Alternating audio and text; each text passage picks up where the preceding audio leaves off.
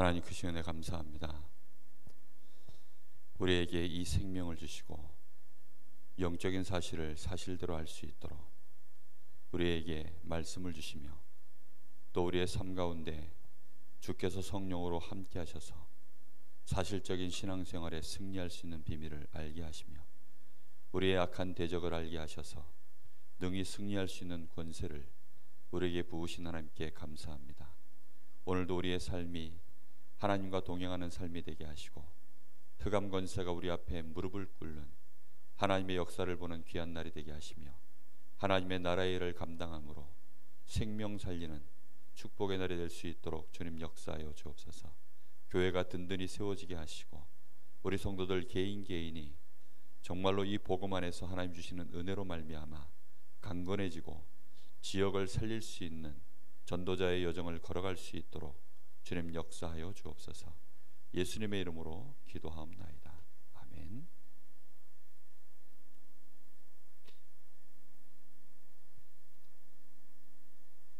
(494장) 찬양하겠습니다.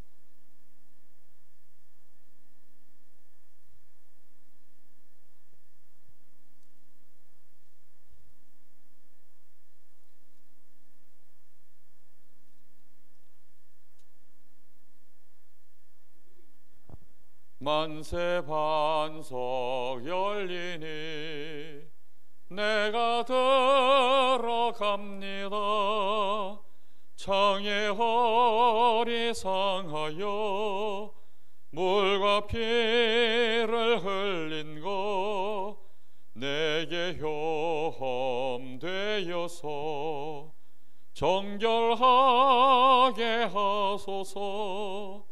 내가 공을 세우나 은혜 갚지 못하네.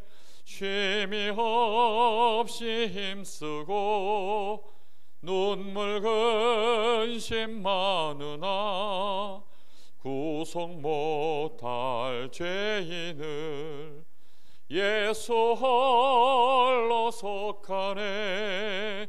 빈손 들고 앞에 가 십자가를 붙드네. 의가 없는 자라도 도와주심 바라고 생명샘에 나가니 나를 씻어주소서. 살아생전 숨쉬고 죽어 세상 떠나서 거룩하신 주 앞에 끝날 심판 당할 때 만세 반석 열리니 내가 들어갑니다.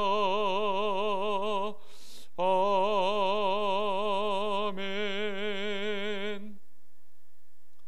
찬양 한 장 더 하겠습니다. 499장입니다.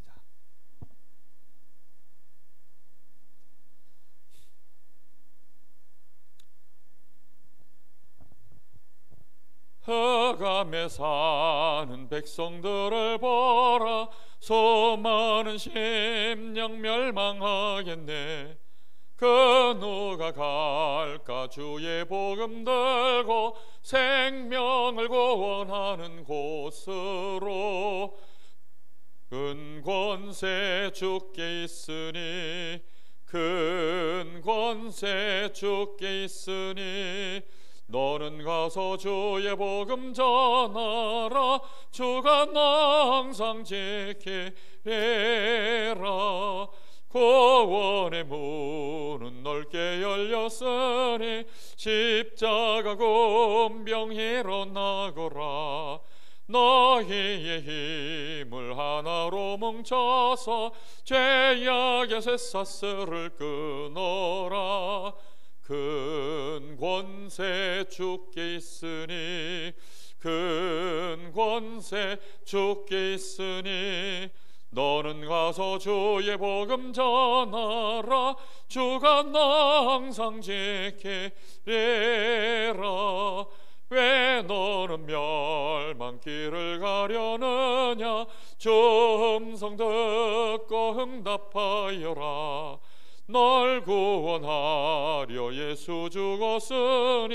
생명의 참된 복음 전하라. 큰 권세 주께 있으니, 큰 권세 주께 있으니, 너는 가서 주의 복음 전하라. 주가 나 항상 지키리라. 온천하 만민 승리의 그날에 영광과 찬송 주께 드리네. 속죄함 입어 구원받았으니 기쁘게 할렐루야 부르세. 큰 권세 주께 있으니, 큰 권세 주께 있으니, 너는 가서 주의 복음 전하라. 주가 나 항상 지키리라.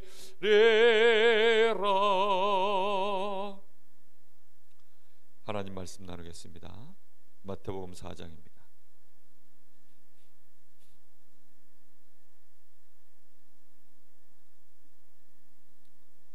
마태복음 4장 1절부터 11절입니다. 한 절씩 교독하겠습니다. 그때에 예수께서 성령에게 이끌리어 마귀에게 시험을 받으러 광야로 가사 시험하는 자가 예수께 나와서 이르되 네가 만일 하나님의 아들이거든 명하여 이 돌들로 떡덩이가 되게 하라.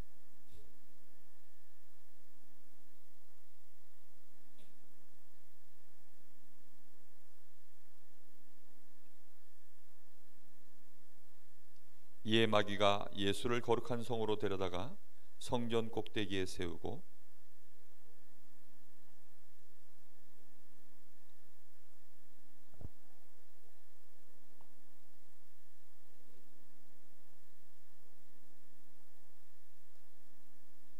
예수께서 이르시되 또 기록되었으되 주 너의 하나님을 시험하지 말라 하였느니라 하시니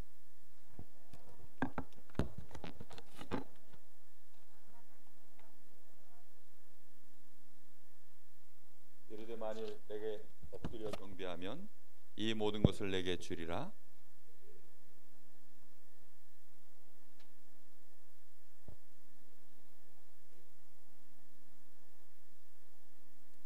같이 봅니다. 이에 마귀는 예수를 떠나고 천사들이 나와서 수종되니라. 아멘.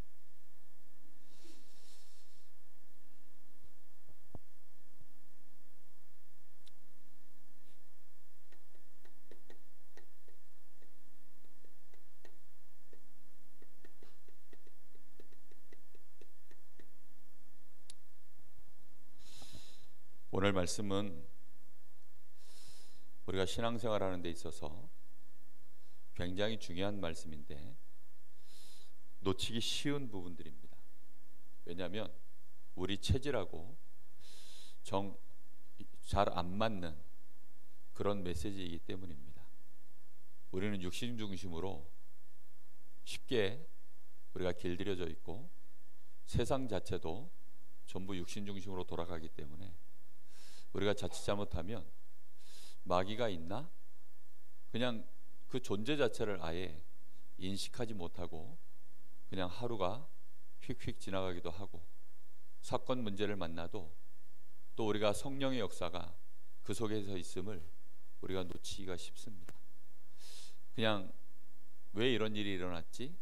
이렇게만 생각할 뿐이지 많은 만남 속에서 사건 속에서 또 선택할 때 이런 순간순간마다 우리가 이런 영적 사실을 정확하게 봐야 되는 것입니다. 자, 오늘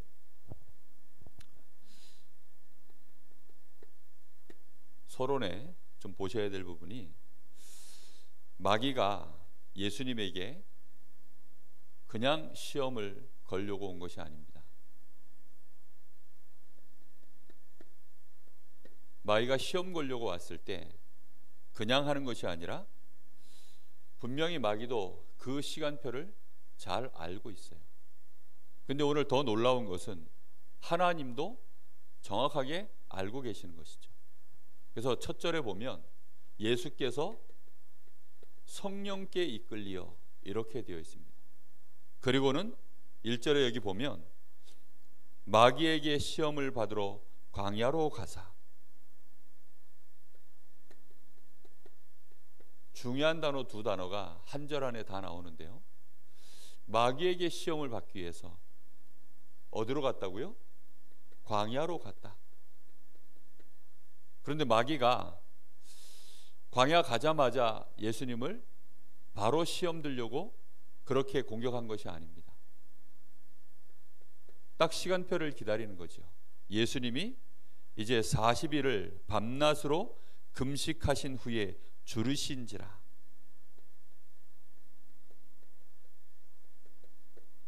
딱 이렇게 시간표가 걸려 있습니다. 그리고 나서 2절에 보니까 3절에 보니까 시험하는 자가 예수께 나와 이르되 이렇게 되어 있습니다. 40일 금식 후에 이때 이제 시험하는 자가 누굽니까? 마귀죠. 그때 나와서 예수님께 이제 시험을 걸기 위해서 나오고 있습니다. 사단은 정확하게 우리가 언제 약한지, 무엇을 가지고 공격할지, 틈을 어디를 봐야 될지 그런 것들을 놓치지 않습니다. 사단이 쓰는 전략이 딱 그래요. 예수님도 육신을 갖고 있는 걸 마귀는 너무 잘 알기 때문에 일단 예수님이 육신적으로 연약해졌을 때를 기다리는 거죠. 사람이 음식이 들어가지 않고 40일을 밤낮으로 금식을 했다. 이런 상황이니까 뭐 잠도 잘 안 주무신 것 같아요. 그러니까 40일을 밤낮으로. 그런데 또 예수님은 그 시간 동안에 뭐 하셨을까요? 성령께 이끌려서 갔기 때문에 굉장한 또 성령 충만을 실제로 누리는, 예수님도 공생의 시작 전에 굉장한 영적인 힘을 또 회복하는, 뭐라고 표현해야 될지 모르겠습니다. 예수님에게도 성령 충만이 따로 필요한가 싶은데 굳이 이런 장면들을 기록해 놓은 것을 보면 역시 우리의 모델입니다. 육신을 갖고 있는 자는 결국은 하나님께로부터 오는 영적인 힘이 필요하다라는 부분들을 예수님도 했기 때문에 너희는 당연하다 이런 것을 보여주는 것 같습니다.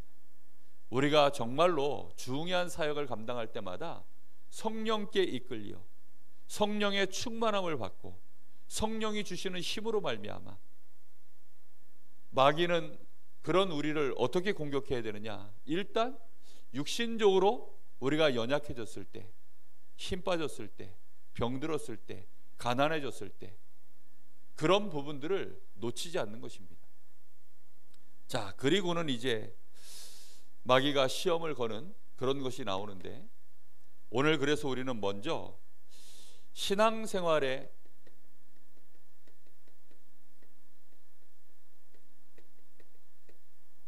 실제를 봐야 되겠습니다. 신앙생활의 실제가 뭘까요? 일반적으로 많은 성도들은 주일날 교회 오는 겁니다.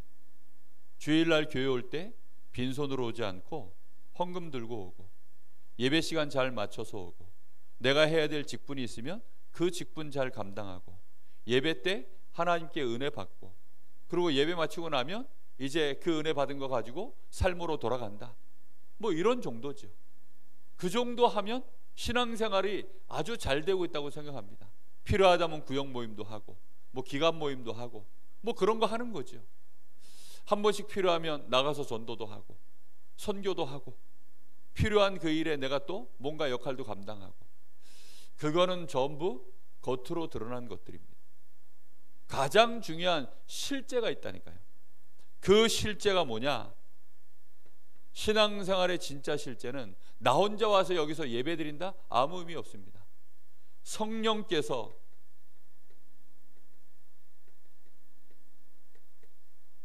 지금 나와 함께 하셔서 내가 그 성령의 인도 속에서 오늘 이 예배 자리에 와 있고, 나의 삶으로 돌아가고, 성령에 이끌려 정말로 현장에 이 복음도 전하고, 나의 산업도 하고, 내가 살아가는 모든 이유가 내 여정 자체를 성령의 인도를 따라 동행하는 그 여정을 걸어가는 것이, 그게 신앙생활의 실제입니다. 근데 이 부분을 놓치고 그냥 우리는 주일날 공예배 시간 됐으니까 예배 오고, 수요 예배 오고, 이제 이런 식으로 우리가 신앙생활이라고 생각을 하는 거지. 신앙생활은 그런 것이 아닙니다. 진짜 실제는 성령께서 나와 함께 하심을 나의 삶 가운데 실제 누리는 것입니다. 신앙생활에 그래서 진짜 중요한 또 실제가 하나 있습니다. 그게 뭐지요? 이 악령의 실제성입니다. 우리의 대적입니다. 이 마귀가 실제로 지금도 12가지 문제, 이걸 일으켜서 계속 세상을 무너뜨리고 있는 것이죠. 세상을 완전히 장악해버린 것입니다.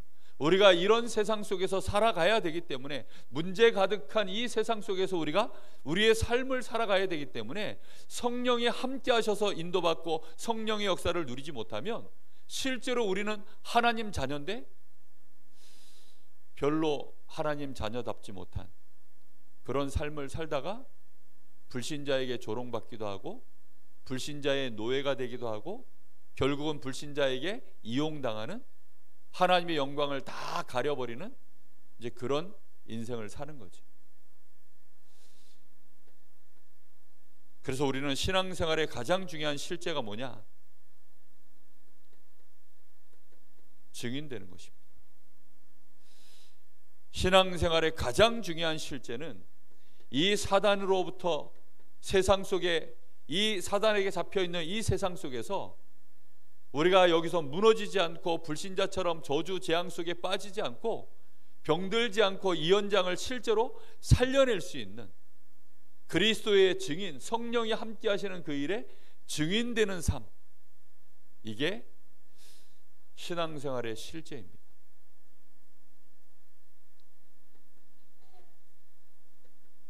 요셉이 딱 그런 증인입니다. 요셉의 신앙생활의 실제 모습은 딱 요대로입니다.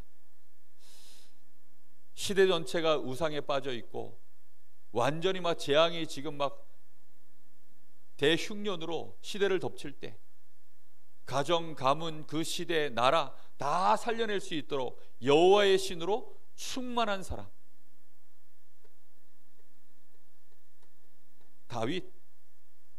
우리가 다윗을 잘 알죠. 이 사람이 하나님의 영으로 충만하여져서 골리앗 앞에 섰을 때, 사울 왕 앞에 섰을 때, 블레셋 앞에 섰을 때, 그리고 실제로 언약궤가 왔을 때, 그런 모든 삶 속에서 그가 소년 때, 청년 때, 임금 시절 때, 노년 시절 때 그가 어떻게 신앙생활했는지 우리가 잘 알죠. 그런 다윗이 실제로 신앙생활에 승리한 증인입니다. 바울 사도의 말을 들어보세요. 에베소 6장 18절에 무시로 성령 안에서 기도하고, 그가 중요한 사역을 나갈 때마다 금식하며 기도하고 성령의 인도를 따라 성령의 지시하심을 받아 항상 그렇게 성령의 충만함 속에 성령의 인도받아서 그렇게 현장의 흑암을 꺾는, 사도행전 13장 16장 19장에 점술, 역술, 모든 우상, 그 배후의 역사는 귀신의 세력들, 그것 꺾는 실제 사역을 했던 인물, 그게 바울입니다. 그래서 예수님이 직접 말씀하셨습니다. 사도행전 1장 8절에 오직 성령이 너희에게 임하시면 너희가 권능을 받고 하늘과 땅의 모든 권세를 내게 주셨으니 그러므로 너희는 가서 내가 너희에게 원수의 모든 능력을 제어할 수 있는 권세를 주었노니, 모든 귀신의 세력을 제어할 수 있도록, 원수의 능력을 제어할 수 있도록 음부의 권세가 너희를 이기지 못하리라. 그런 축복을 실제로 예수님이 제자들에게 주신 것입니다. 이것이 신앙생활의 아주 중요한 실제입니다. 이거 모른다, 이게 내 삶 속에서 안 된다, 그러면 신앙생활은 껍데기로 하고 있는 것입니다. 실제로는 안 하고 있는 것과 똑같은 거예요. 그런데 신자들은 이거 놓치고 내가 신앙생활 잘했는데 왜 이러냐 이렇게 말합니다. 그건 종교생활이에요. 주일날 와서 내가 하나님 앞에 이렇게도 하고 저렇게도 했는데 왜 나는 이렇게 어렵냐? 그건 신앙생활을 실제로 안 한 것입니다. 실제 신앙생활이 뭐냐? 이겁니다. 요셉이 하나님 앞에 주일날 가서 예배 드렸을까요? 요셉이 새벽 예배, 수요 예배 이런 거 했을까요? 예배를 무시하는 말이 아닙니다. 지금 신앙생활의 실제를 하고 있으면 그 속에서 하나님이 예배할 수 있도록 축복도 하시고, 그 속에서 정말로 우리의 사업 속에, 내 현장 속에 하나님의 역사를 이루는 성령의 실제 역사, 이런 사람이 예배하면 그 시간에 하나님이 마가다락방에 이루었던 그 모든 문들을 여시는 시간이 됩니다. 마가의 다락방에 이 제자들이 모여 기도할 때 거기에서 어떤 일이 벌어집니까? 성령께서 불같이 바람같이 각 사람 위에 임하였다. 그런 역사들이 일어나는 것입니다. 그렇게 시작되는 게 신앙생활입니다. 이걸 놓치지 말아야 되겠습니다. 그래서 마귀는 이런 사실들을 너무 잘 알기 때문에 이 사단 마귀는 분명히 지금도 존재하고 있습니다.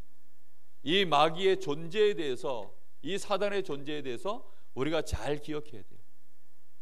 마귀, 사단이라고도 하죠. 사단이라고 하는 이름 뜻은 대적자라는 것입니다. 하나님을 향하여 대적하는 존재. 우리 예수 믿는 전도자들을 향하여 대적하는 존재, 하나님의 자녀의 대적, 이게 사단이라는 뜻이에요. 마귀라는 뜻은 이간질하는 자, 속이는 자, 거짓말하는 자, 끊임없이 속이고 이간질하고 그리고 분열시켜서 결국은 하나님 대적하게 만들고 자기의 노예로 만들고, 그게 마귀의 이름 뜻 자체가 그래요. 그러니까 존재가 딱 그런 존재입니다. 이런 존재가 없어졌느냐? 아닙니다. 마태복음 25장 41절, 주님 재림하셔서 지옥에 가둘 그때까지 계속 활동하는 것입니다. 마귀의 감옥에 갇히기까지는 없어지지 않는 존재예요.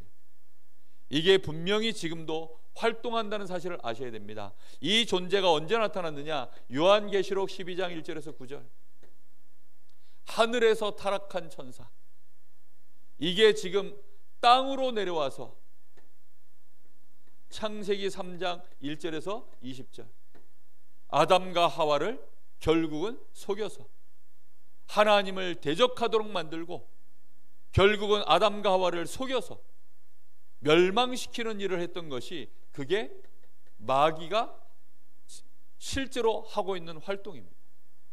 이 마귀는 요한복음 8장 44절, 그래서는 이제는 모든 불신자의 아비가 되어졌습니다. 세상을 완전히 장악한 것이죠.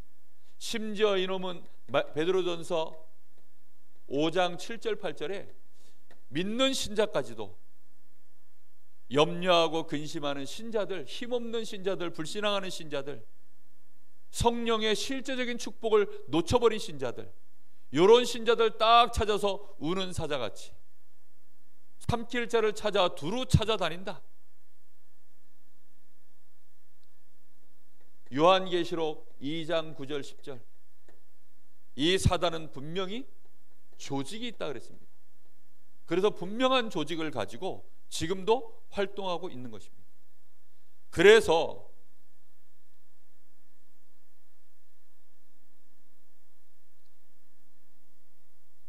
우리에게 이 마귀가, 야고보서 4장 7절, 이 마귀를 대적해라, 틈을 타지 못하게 하라. 마귀는 실제로 활동하고 있습니다. 창세기 3장 15절에 뭐라고 말씀하십니까? 여자의 후손이 와서 뱀의 머리를 상하게 하리라. 로마서 16장 20절, 평강의 하나님이 속히 사단을 너희 발 아래 무릎 꿇게 할 것이다, 상하게 할 것이다. 분명히 우리는 이 사단의 존재를 알고 그 실제성을 알고 있어야 됩니다.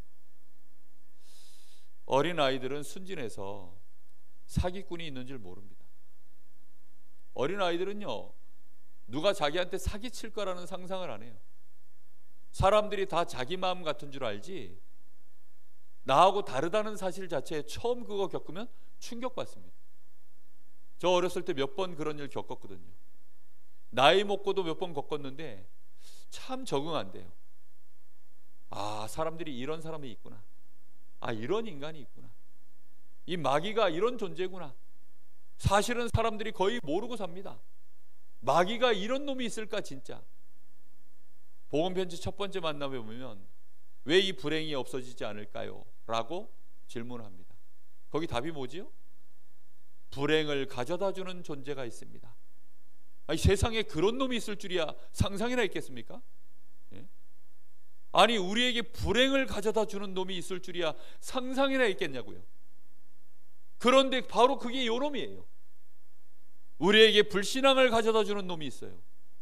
우리에게 하나님의 말씀을 이상하게 해석하게 만들고, 결국은 믿지 못하도록 만들고, 결국은 하나님 대적하도록 만들고, 하나님 떠나게 만들고, 죄짓게 만들고, 우리의 힘을 빼는 존재, 그 존재가 있다니까요. 왜 우리가 신앙생활이 잘 안 되느냐? 왜 성령의 충만을 받고 인도를 잘 못 받느냐? 이런 존재가 있기 때문이라니까요. 요 존재가 우리를요, 딱 나 중심, 육신 중심, 성공 중심으로 그렇게 인생을 본질화 시켜가고 있어요. 그게 단 줄 알아요. 그래서 유대인들은 그래, 부자는 하나님께 축복받은 사람, 그게 본질이 돼버렸어요. 걔네들 신앙생활의 본질이 뭐냐? 하나님께 축복받아서 부자가 되는 거. 그게 걔네들의 본질이에요. 신앙생활에 성공했냐 실패했냐, 육신적으로 축복받으면 이 사람은 하나님께 축복받은 사람, 육신적으로 고난과 많은 어려움들이 오면 욥의 친구들이 와가지고 욥에게 욕했던 것처럼 네가 하나님 앞에 얼마나 범죄하였길래 네가 이렇게 저주를 받. 다 하나님 믿는 사람들입니다. 그런데 보통 기준이 다 그거예요. 이런 존재가 있다는 사실을 모르는 거죠. 욥에게 그렇게 욥을 무너뜨렸던 존재가 누굽니까? 성경에는 정확하게 욥기 1장에 기록되어 있어요. 만국을 돌아다니던 마귀가 하나님께 와서 보고하고 이러는데 너는 내 종 욥을 네가 눈여겨보았느냐? 그러면서 이제 마귀가 욥에게 시험을 걸어서 벌어지는 사단이, 그게 욥기 아닙니까? 분명히 우리는 그래서 깨달으셔야 됩니다. 사단은 존재해요. 이 사단이 존재하는데 거기에 누가 함께 하십니까? 분명히 성령도 하나님의 백성과 함께 합니다. 우리는 그걸 절대 놓치지 않아야 됩니다. 자, 이 사단이, 이 존재가 어떻게 그러면 우리 사람에게 시험을 거느냐?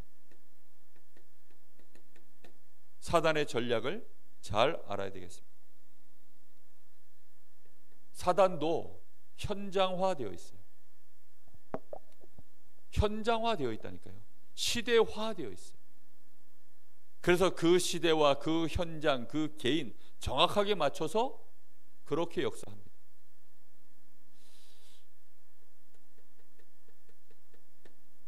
육신을 가지고, 물질을 가지고 딱 그렇게 우리에게 시험을 거는 겁니다. 예수님께는 왜 떡 가지고, 돌멩이 가지고 떡 만들어 먹으라고 했냐? 왜 그렇게 했습니까? 예수님이 40일 금식했기 때문이에요. 그럼 가난한 자에게는 뭘 가지고 시험 걸까요? 물질 가지고 시험 건다니까요. 병든 자에게는 뭘 가지고 걸까요? 병 나을 수 있는 거 가지고 겁니다. 인간관계 걸려있는 사람 뭘 가지고 할까요? 인간관계 가지고 거는 거예요. 마음에 상처 있는 사람한테 뭘 가지고 걸까요? 마음에 상처 있는 거 가지고 걸어서 밀고 들어오는 것입니다. 마귀는 가장 적절하게, 그런데 그게 딱 내 상황이니까 뭔가 이게 이제 흐름이 내 속에서 미묘하게 변화가 일어나는 거예요. 어제 그렇게 적절한 표현을 하셨죠. 3일 금식하고 이틀 지났는데 라면 냄새 나니까 그 하루만 지나면 먹을 수 있는데, 근데 그 순간에 미묘하게 내 몸에서 뭔가 생각에서, 마음의 감정에서 변화가 막 자극이 온다는 거죠. 그 라면 냄새 하나에 이까짓 게 뭐 대수겠습니까? 그런데 그 상황에 걸려있는 사람은 그게요, 헤어나올 수 없는 뭔가 올무로, 뭔가 이 함정으로 사단이요 싹 들고 들어오는 것입니다. 마귀가 그걸 너무 잘 알고 딱 맞게 들어오는 거예요. 뭐 부부간에도 그 인간관계, 부모 자식 문제, 물질 문제, 현장 나가면서 현장에서 교회에서 교인 관계, 성도 간의 관계, 뭐 수많은 것들이요 물질 문제, 육신 문제로 마귀는 이렇게 딱 거는 것입니다. 이렇게 걸어서는 딱 놓치도록 만드는 거, 영적 사실. 이걸 모르게 만들어요. 영적 사실을 모르게 만드는 게 뭘까요? 영적인 사실은 우리의 본질입니다. 마귀는 육신을 본질로 만들어놨어요. 근데 영적 사실은 우리 인간의 본질이라니까요. 하나님의 본체가 영이시요, 우리 인간의 본체도 영입니다. 그 하나님의 형상을 닮은 것이 인간이에요. 그럼 그 하나님께로부터 오는 은혜와 축복과 힘, 지혜, 능력, 하나님의 그 계획, 그걸 우리는 늘 보고 그 힘을 얻어서 신앙생활을 해나가야 되거든요. 그런데 마귀는 너무나 적절하게 육신적인 걸 가지고 딱 우리에게 시험을 거는 것입니다. 여기 안 걸릴 자가 거의 없어요. 순간적으로 우리는 머리가 어디로 돌아가느냐? 이익 손해 쪽으로 딱 돌아갑니다.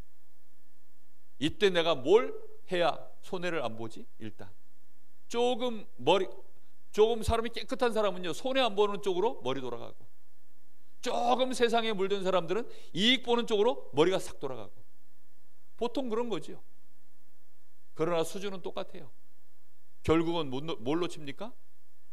영적 사실 놓치는 겁니다. 영적 사실을 놓쳐버리기 때문에 그래서 당하는 것입니다. 마귀는 그걸 너무나 잘하는 거죠. 그리고는 이 마귀가 육신적인 거, 이게 1차입니다. 1차. 그러나 사람은 마귀가 아무리 육신 가지고 우리 사람을 물들이고 육신 중심으로 살도록 만들어도 결국은 사람은 인격체입니다. 영적인 존재고 인격체예요. 인간 자체가 인격체이기 때문에 제일 어려운 부분이 이거예요. 명예심, 자존심. 이거 건들면 칼부림 납니다. 진짜. 그래서 세상에서 제일 무서운 죄가 괘씸죄라고 하죠. 괘씸죄 걸리면 이제 그거는 결정적인 순간에 이유가 없어요. 저걸 내가 반드시 손을 보겠다, 딱 속에 품고 있다가 어느 날 기회가 오면 이제 어떻게 하는 거죠? 말도 안 되게 계속 어렵게 만드는 거예요. 그냥 요렇게 어렵게 만들고 저렇게 어렵게 만들고, 자기가 동원할 수 있는 모든 방법을 다 동원해서 요렇게 어렵게 계속 어렵게 만드는 거죠. 당하는 사람은 이유를 몰라. 그게요, 육신적으로 뭔가 이익 손해를 따져서 지금 이 사람한테 힘들게 하는 게 아니라, 너는 나를 기분 나쁘게 했어, 너는 나의 자존심을 건드렸어, 뭐 이제 이게 딱 들어가면 그때부터는 뭐 소용이 없어요. 이걸 마귀는 너무나 잘 알고, 인간 자체가 짐승하고 다릅니다. 인격체예요. 인격체. 말 그대로 영적인 존재는 인격체입니다.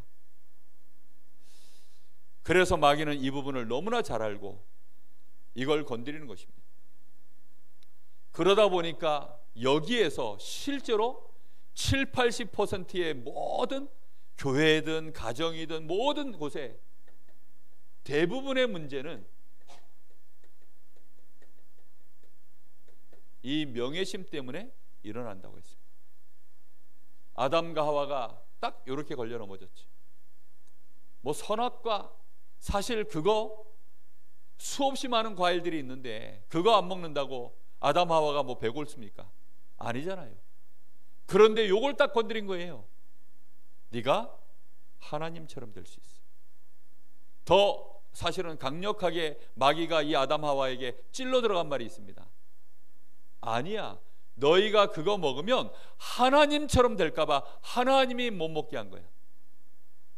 아담 하와의 마음에 하나님을 향하여 섭섭한 마음 딱 들어가도록. 참, 하나님께 섭섭하면 이건 약도 없어요. 이 하나님께 섭섭한데 어떻게 할 거예요? 아담 하와의 마음속에요, 하나님께 섭섭한 마음이 딱 들어간 거예요. 요렇게 건드려지니까, 그러니 이제는요, 딱 마귀가 하는 말이 제대로 먹히는 거죠. 진짜 저거 먹으면 지혜로워질 것 같아. 저거 진짜 먹으면 하나님처럼 될 것 같은 생각이요 딱 드는 거죠. 그래서 일이 벌어지는 거예요. 결국은 사람들이 이간질할 때요, 하수들은 요거 가지고 속입니다. 사기꾼들이 보통 이렇죠. 근데 진짜 고수들은요, 요거 가지고서 건드려요. 그래서 장수들은 자기를 알아주는 사람을 위하여 목숨 건다 그러잖아요. 그렇죠? 그런 명예를 딱 이용해 가지고 사람을요 부리고 이용하고, 그걸 얼마나 잘하는지 모릅니다. 이게 중요해요. 근데 요걸 잘 모르는 거죠. 고수들은요, 이건 내버려 둡니다. 요것만 잘 움직이면 요건 다 따라오는 거 아니까. 죽도록 충성합니다. 진짜 이게 자기 제대로 알아주면. 근데 사람들은 이걸 너무 모르는 거죠. 마귀가 근데 이걸 너무나 잘 알고 이걸 건드리는 겁니다. 예수님께 성전 꼭대기에 올라가서, 예수님이 지금 누굽니까? 하나님 자신 아니십니까? 사실은 지금 시간표상 어쩔 수 없이 육신 입고 낮은 자의 자리에 십자가 지식에서 오셨기 때문에 마귀한테도 시험 당해주고 많은 사람들한테 조롱도 당하고 채찍질 당하고 십자가도 져야 되고 이런 상황에 있기 때문에. 근데 마귀가 첫 판부터 네가 하나님의 아들이거든, 그냥 하는 말이 아닙니다. 네가 하나님의 아들이거든, 성전 꼭대기에서 뛰어내리라는 겁니다. 천사가 와서 너를 받들 것이니까. 말씀 딱 인용하면서. 대단하죠, 그렇죠? 정말 예수님이니까 안 넘어가지, 우리 같으면 다 넘어갈 것입니다. 마귀는 이렇게 건드려 들어옵니다. 그리고는 이 마귀는 결국은 최종 목적지가 어디예요? 마귀의 절대 목표가 있어요. 마귀의 목표는 결국 우리 사람이 하나님께 경배하지 말라는 것입니다. 하나님께 경배하지 못하도록. 하나님과의 관계가 딱 끊어지면 생명줄이 끊어지는 것입니다. 하나님께 은혜 받지 못하면 우리는 모든 힘을 다 잃어버리는 것입니다. 우리가 실제로 하나님을 향하는 기도의 줄을 끊어버리는 것입니다. 마귀의 목표예요. 마귀는 우리로 하여금 하나님의 말씀, 이 줄을 끊어버리는 것입니다. 하나님이 우리에게 주시는 진짜, 그래서 그 속에서 주시는 하나님의 미션, 이 계획, 이런 거 절대 모르도록 이걸 합쳐서 뭐라고 하느냐? 예배라고 합니다. 하나님께 예배하지 못한다. 내가 시험에 걸렸나 안 걸렸나, 마귀의 전략에 내가 당했나 안 당했나 확인해 보시려고 하면, 내가 지금 하나님께 은혜 받고 있는가, 내 영적 상태가 지금 기도가 되고 있는가, 나는 말씀 앞에 내가 제대로 묵상하고 있는가, 실제로 하나님의 계획을 따라 내 여정 가고 있는가, 이런 것들을 체크해 보면 내가 지금 마귀의 전략에 걸렸구나 안 걸렸구나 금방 압니다. 사단이 어디 있어 하는 사람도요, 그 사람은 틀림없이 기도가 잘 안 되고 있을 겁니다. 그 사람은 틀림없이 예배 올 때마다 뭔가 이런 육신적인 것 때문에 늘 하나씩 이기고 와야 돼요. 이걸 늘 이기고 와야 된다니까요. 어쩔 수 없이 이거 싸우면서 와야 돼요. 그러다가 또 한 번씩 지면 못 와요.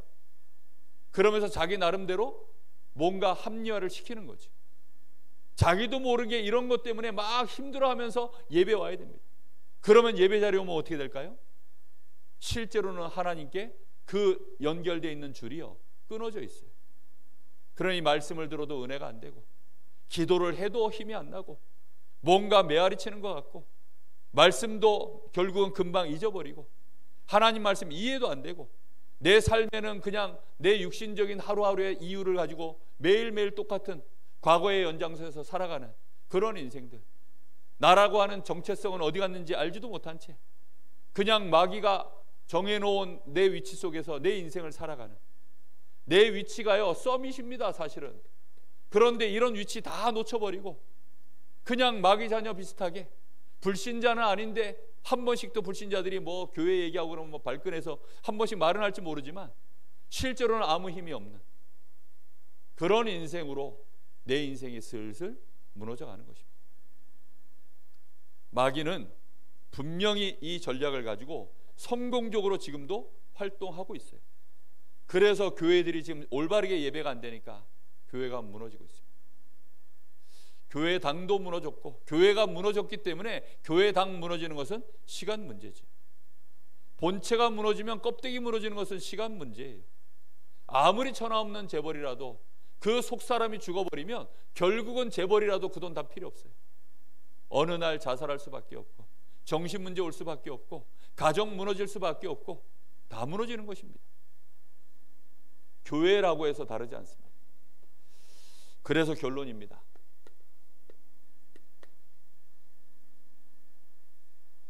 우리는 반드시 이 싸움에 승리하는 길을 가야 되겠습니다. 승리하는 길이 뭐냐? 오늘 예수님이 본을 보이셨어요.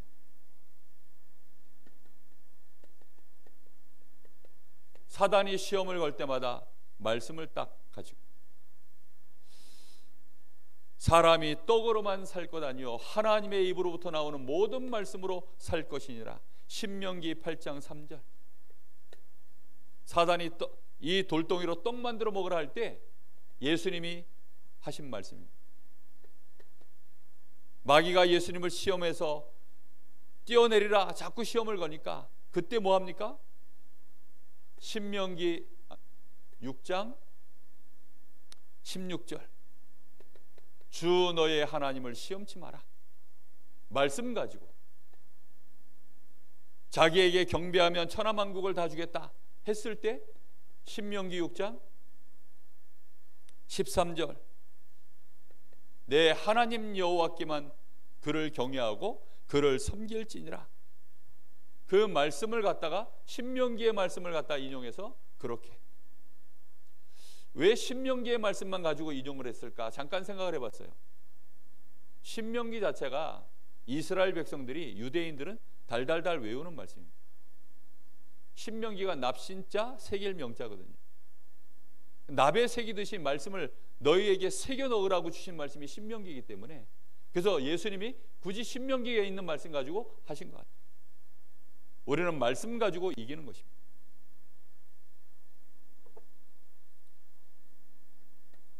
어떤 말씀으로 이깁니까? 하나님이 우리에게 주신 약속의 말씀이 있어요. 그래서 이번 주간에 이 말씀을 외우라 그랬죠. 로마서 16장 20절. 평강의 하나님이 속히 사단을 너희 발 아래 무릎 꿇게 하실 것이다. 상하게 하리라. 약속의 말씀을 붙잡아라. 말라기 4장 3절. 너희가 악인을 밟을 것이다. 약속의 말씀을 붙잡아라. 특히 창세기 3장 15절. 여자의 후손이 와서 뱀의 머리를 상하게 하리라. 이 언약의 약속의 말씀을 붙잡고 승리의 확신 갖고 나가는 것입니다. 특히 예수님이 이 마귀에게 승리하실 때 어떻게 하셨습니까? 성령께 이끌려 40일 동안 광야에서 뭐 하셨습니까? 성령의 충만함을 받아서. 우리는 정말로 이걸로 이기는 것입니다. 우리의 힘과 능으로 이기는 것이 아니라 성령의 충만함을 받아서. 성령 충만 받으면 사단의 조직이 힘을 못 씁니다.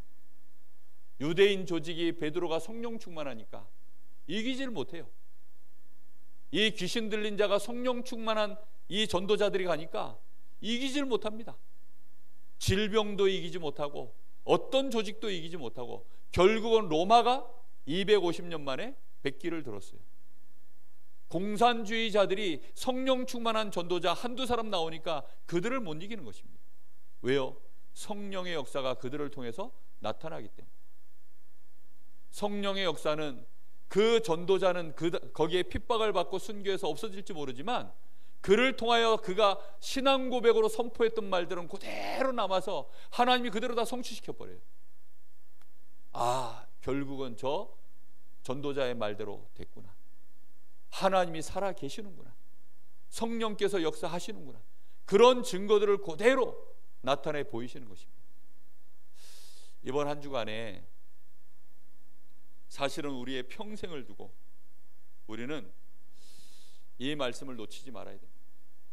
신앙생활의 가장 중요한 실제가 뭐냐? 오늘 여기 1번에 써진 말씀처럼 하나님이 실제로 나와 함께 하셔서 성령의 충만을 받고 인도받는, 사단이 실제로 지금 장악하고 있는 세상을 향하여 나아가서 거기에서 우리가 승리의 깃발을 꽂아서 하나님께 영광 돌리는 것이 신앙생활을 잘하는 것이다 라고 말씀하셨어요.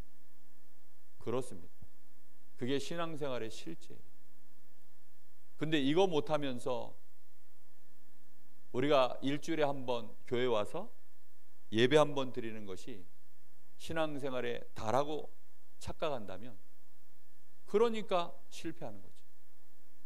지금까지 많은 교회들이 점점점 그런 식으로 예배가 축소되고 모이기를 폐하고 이러면서 무너진 거예요. 초대교회는요, 날마다 집에 있든지 성전에 있든지 떡을 떼며 교제하며 사도의 가르침을 받아 기도하고 거기에 믿는 자의 수가 더해지고 또 오로지 기도에 힘쓰고 사도의 가르침을 받아 말씀 붙잡고 기도하고 그게요 계속된 거예요.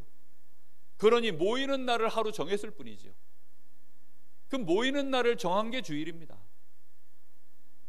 사실은 365일이 주일입니다.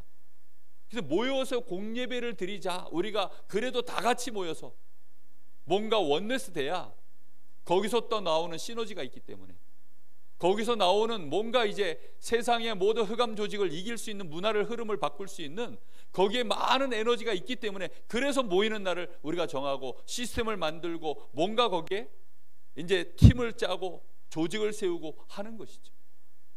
조직을 위하여 우리가 신앙생활하는 게 아닙니다. 성령의 사실적인 인도, 역사 속에서 이 땅의 흑암 권세 무너뜨리고 하나님의 나라를 이루려고 하니까 거기에 하나님이 우리에게 주신 첫 번째 시스템이 뭐냐? 가정, 교회, 그겁니다. 정말로 알게 되시기를 예수님의 이름으로 축복합니다. 한 주간 동안 이 말씀을 집중적으로 많이 묵상하세요. 그래서 주신 이 말씀대로, 내가 지금 우리 집안이 사단의 전략에 걸려 있구나. 성령 충만을 시급하게 빨리 누려야 되겠구나. 주신 말씀 앞에 나를 세워야 되겠구나. 기도의 줄을 다시 이어야 되겠구나. 올바른 예배, 온전한 예배, 가정에서부터 정시 예배, 내 현장 예배 제대로 회복해야 되겠구나. 그래서 정말로 우리가 모일 때에는 흑암 권세가 무너지고 이 지역 237 나라 이 시대를 치유하는 렘넌트를 서밋으로 세우는 이런 일을 우리가 실제로 세팅해 나갈 수 있는 그런 응답받는 교회로 우리가 가야 되겠습니다. 그런 증인들 되시기를 예수님의 이름으로 축복합니다. 기도하겠습니다. 하나님 감사합니다. 오늘도 우리에게 너무나 정확하고 분명한 말씀을 주셔서 우리가 어떻게 신앙생활을 하는 것이 실제적인 신앙생활인지 알도록 말씀을 정확하게 주신 하나님께 감사합니다. 더 이상 우리가 껍데기 종교생활을 하지 아니하도록 하나님, 저희들이 성령의 실제성이 무엇인지, 존재하고 있는 사단의 이 전략이 무엇인지 실제로 보게 하시고 실제 승리하여서 현장에 하나님 나라를 이루고 정말로 교회를 든든히 세우며 가정을 온전하게 세워서 하나님께 최고로 영광을 돌리는 하나님 나라를 이루는 일에, 전도자의 여정을 걸어가는 일에 237 나라를 살리고 그 빈 곳을 실제로 파고들 수 있는 이런 조직을 세팅하며 팀을 세우며 이 시대를 치유할 만한 사실적인 증거를 가지고 우리 렘넌트들을 서밋으로 세워 237 시대의 주역으로 세울 수 있도록 하나님, 저희들이 사실적인 신앙의 힘을 누릴 수 있도록 요셉처럼 다윗처럼 특히 전도자 바울팀과 같이 그런 응답의 증인들로 서게 하옵소서. 지금은 우리 주 예수 그리스도의 은혜와 우리 아버지 하나님의 크신 사랑하심과 성령님의 역사하심이 여기 사랑하는 하나님의 자녀들, 전도자들 머리 위에 이제와 영원토록 함께 계실지어다. 아멘.